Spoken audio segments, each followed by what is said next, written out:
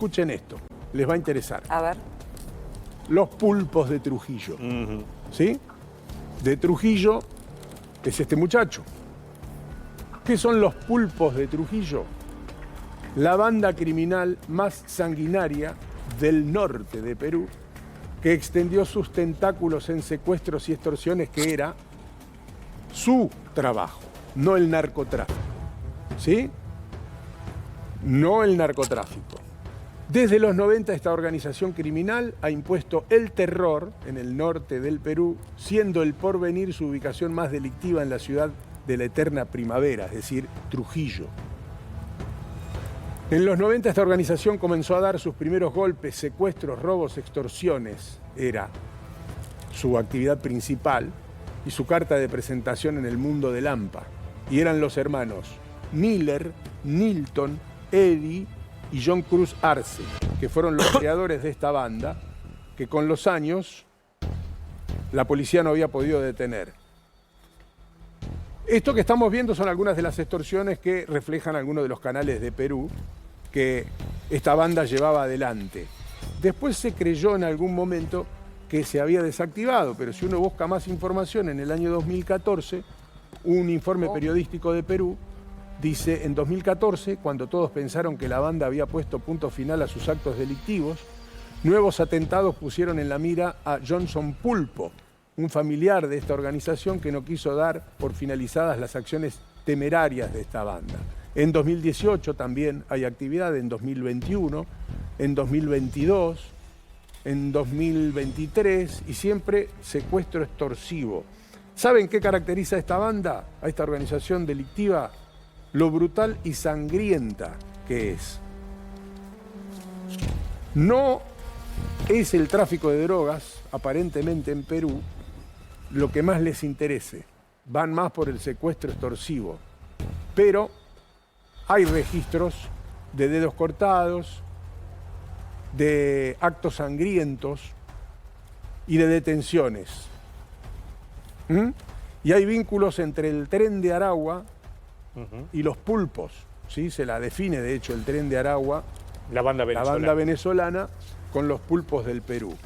Lo que vos estás diciendo, y ahora te dejo seguir, obviamente porque tenés muchísima información ahí, es que el narcotráfico se puede vincular con la crueldad del sicariato, y la crueldad del sicariato viene atado a este know-how que proponían los pulpos de Trujillo. Ahora mira esto, Mariano, y miren ustedes en sus casas mientras vemos algunos de los actos donde infligen terror. Esta es información de julio de 2025, de este año. Polémica liberación de cabecilla de los pulpos. Potencia la banda criminal y se teme que vuelva a sembrar terror en Trujillo y en el norte de Perú. Esta banda hoy tiene ramificaciones también en Chile, ¿sí? Y suponen, o no descartan los investigadores, que el estilo al menos, el estilo de manejo de Pequeño J, el know-how, sí, pueda estar vinculado al estilo sanguinario de los pulpos, sin todavía determinar si existe relación o no, algo que no se descarta, también hay que decirlo, no se afirma ni se descarta. Pero bueno, hay abogados en Perú que están trabajando en esto. Hay todavía muchas noticias dando vueltas de la existencia de los pulpos y de sus andanzas en Trujillo, Perú. Bueno, de hecho, John Pulpo, que lo has nombrado y recién estábamos viendo en el graph, fue detenido por haber matado a su expareja, a la que él había acusado por una infidelidad. La mató a ella y a Benjamín Salinas Ferrell, supuestamente el tercero en discordia. Sin ánimo de establecer ningún tipo de estigmatización y de discriminación, el nivel de tortura que ha presentado este triple crimen de Florencio Varela nunca ha estado en un caso con el sello argentino. No, esto es novedoso. Esto es novedoso. Por eso ha generado esta conmoción, Mariano. Pero digo, no es el modus operandi o el modo... Porque, a ver, ¿a qué nos remite un triple crimen? Al triple crimen de General Rodríguez, que los ejecutaron directamente en un descampado. a Forza, Ferrón y Vina, ¿se acuerdan? Sí, pero fue un disparo. Les Fue un pegaron disparo. antes, y a uno le cortaron Un la disparo. oreja también, Exacto, exacto. Ojo. A Pero Forza no- le habían cortado una oreja. Sí, exactamente. Que aparentemente el resto como que estaba en el lugar equivocado, como que el objetivo era Forza en ese momento, ¿no? Una de las investigaciones tiene que ver con si en realidad en esto que tiene que ver con el tema de la tortura entre las chicas, algo como nuevo es si parte de esa tortura tuvo que ser infligida entre ellas mismas. Eso después lo podemos ampliar. Miren esto, Sí. también en la prensa de Perú. La banda autodenominada Los Pulpos llevaba a cabo secuestros en los que sometían a las víctimas a torturas, incluyendo la mutilación de parte de sus cuerpos, como orejas y dedos, con el fin de presionar, en el caso de los secuestros extorsivos, a su familia. Es decir, el estilo sanguinario es de un lugar determinado de existencia de esta banda, que es justo de donde viene Pequeño J, que ya hemos visto a través de su perfil en redes sociales, que es como hace la policía de la inteligencia criminal, dicho sea de paso, hoy digital, que te marca un perfil de Claro. cuál era su anhelo desde muy chico. Por eso vos decías, cuando contábamos dónde había nacido Pequeño J, ¿no? El tema de la libertad, el tema de la Tierra del Oro, vos dijiste, pongan el ojo en ese lugar, en esa región del Perú, en Trujillo, y es por esto que Guillermo estaba relatando, ¿no? Es más, este video que estamos poniendo tiene un audio, es un informe, que sería bueno escucharlo, Dale. para que vean cómo lo refleja la prensa. Insisto, no está tan vinculada la banda con el narcotráfico, pero sí llama la atención el estilo similar, los incendios, la tortura, las mutilaciones, algo que se vio en este caso. Hay que aclarar también que uno de los detenidos, que estaba en el hotel alojamiento, en el origen de la causa, uno de los 4 detenidos. Estamos hablando de los primeros detenidos de Ángel Villanueva Silva. Sí, señor, peruano de nacionalidad. Sí, Sí. También está en Argentina sin documentación. claro. Y se cree que puede haber un vínculo anterior a la llegada de Argentina, y siendo un hombre muy joven, Pequeño J, pudo haber sido quien colaboró para que él llegue a la Argentina. Pero a mí me interesa que ustedes escuchen este informe que nosotros usábamos como imagen solamente, para que vean el registro de la acción de los pulpos en su propio país y cómo lo reflejaba en su momento a la prensa.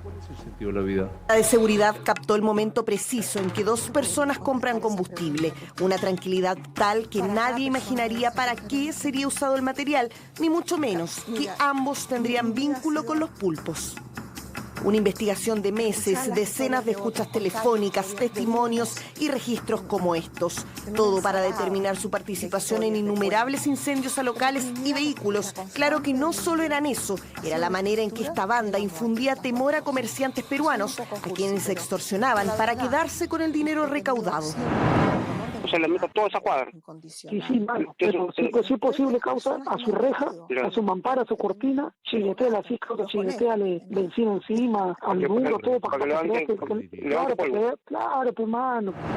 Así, sin ningún escrúpulo, un nuevo antecedente que habla del poderío delictual de los pulpos, donde los miembros de la banda escogían los comercios a dedo, se organizaban y se aseguraban de la eventual ganancia económica que les dejaría su entramado, no sin antes dejarles estas advertencias si se negaban.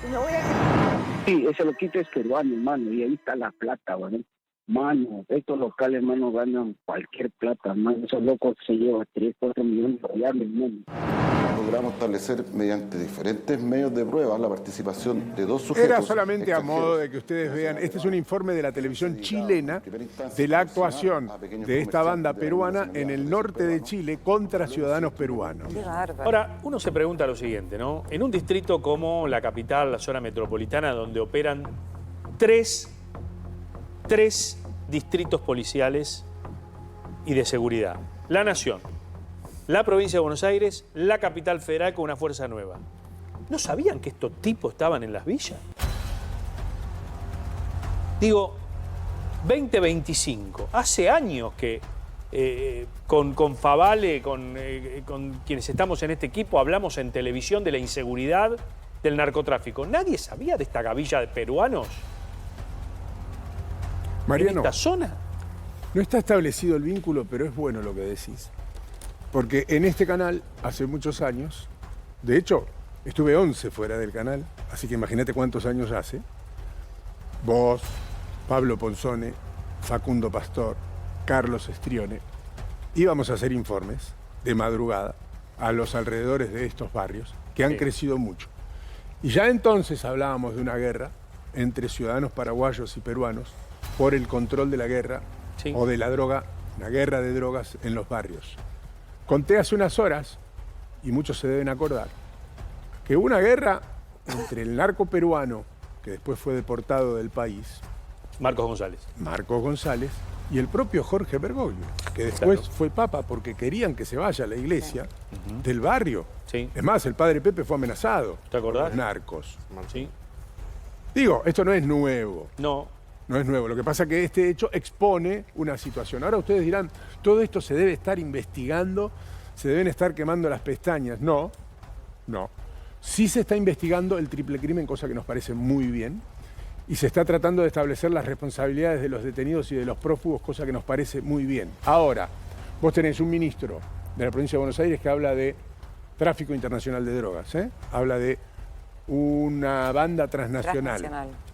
Tenés a una ministra que no afirma lo mismo, pero que le da cierto sentido a este asunto. Tenés al periodismo hablando de esto con muy buenas fuentes. Tenés a personas que extraoficialmente le han dicho a las autoridades, no en la causa, la existencia de esta situación, es decir, del tráfico de drogas detrás de esta situación. Pero como no se encontró droga, no está la justicia federal detrás de esta historia. Es decir, ¿están investigando el narcotráfico detrás del crimen, detrás del triple crimen del asesinato atroz de estas 3 chicas? Mi respuesta contundente es no.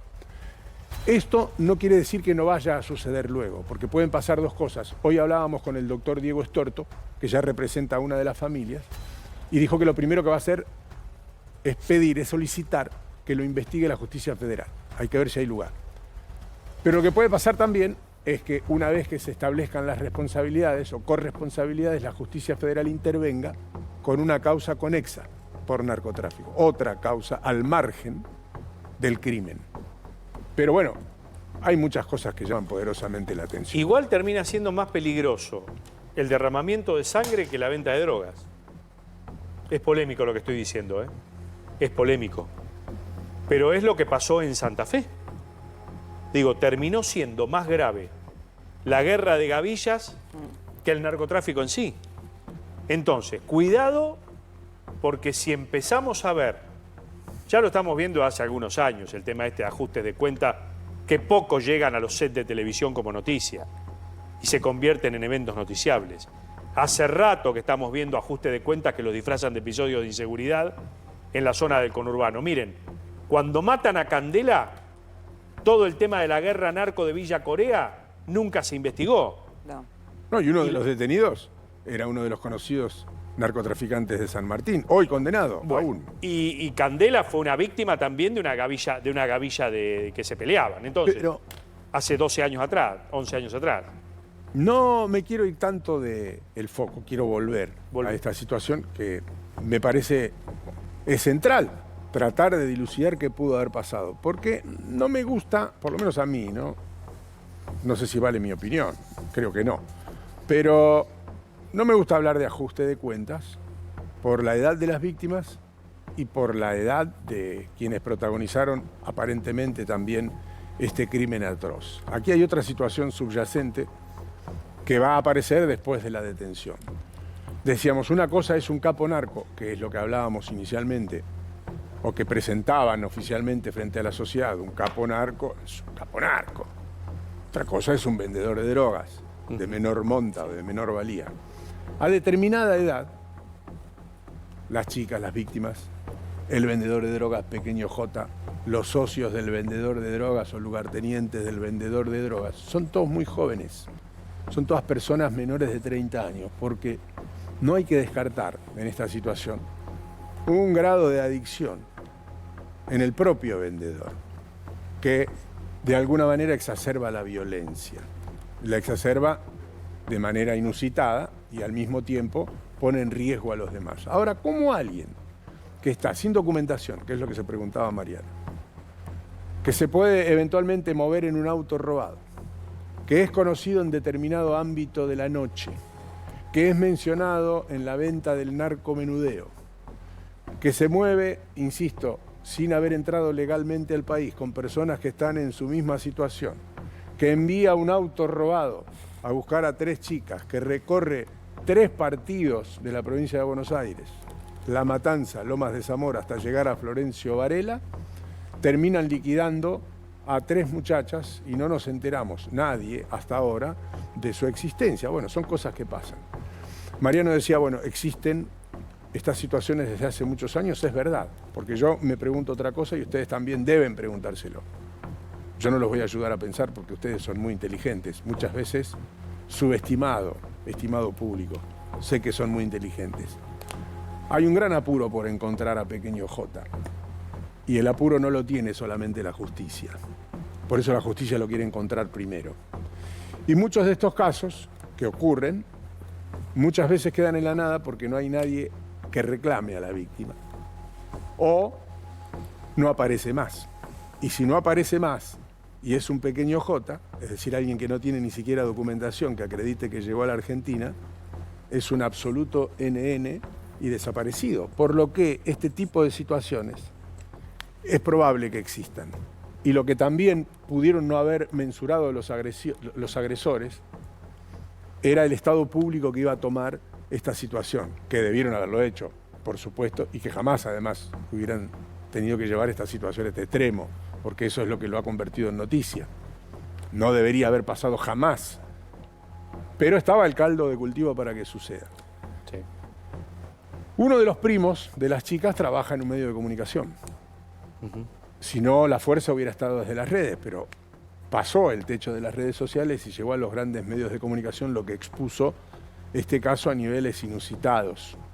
Y de eso estamos hablando ahora. Esta es toda la información que tenemos y hay más, con más detalles que van surgiendo con el correr de la tarde. Pero me parecía, gente, por ustedes y por nosotros, que había que poner todas las cartas sobre la mesa. Vos tenés un expediente judicial que de todo esto que estamos contando tiene poco y nada, que está en una etapa de instrucción, que se va a basar en lo técnico, ¿sí? En lo tecnológico, en lo técnico, en las autopsias, en los ADN, y esto que estamos contando probablemente con el tiempo se termine certificando, o no. Y por otro lado hay un relato, que es el que estamos siguiendo nosotros, que es supuestamente el móvil. Sí. Déjame también agregar que me gustaría que quede saldada, por la memoria de estas 3 chicas, que quede saldado el debate de si fue un femicidio o no. Esto fue un triple femicidio porque de la manera en que se ensañaron por su condición de mujer, fundamentalmente con la menor de 15 años, basta y sobra para caratular esto como un triple femicidio. Digo, basta de aquellos que levantan el dedo en distintas tribunas televisivas, radiales y demás, o hasta en una mesa de café, porque así es la sociedad argentina, engrietada permanentemente, diciendo que esto tuvo una motivación. Claro, argumentan que si hubiesen sido hombres hubiese sido lo mismo. Exacto. Acá vos tenés un triple femicidio porque la mujer goza de una protección especial que no la iguala con el hombre en toda Latinoamérica. Es decir, hay una ley que protege a la mujer por sobre todas las cosas. No sé si tenemos, si lo tenemos, se lo pedimos a la producción, la posición de nuestros móviles, que todavía no saludamos. Hoy hay movimiento, de hecho, en el barrio de Las Chicas, donde vivían las chicas, donde desaparecieron, y enseguida vamos a tomar contacto con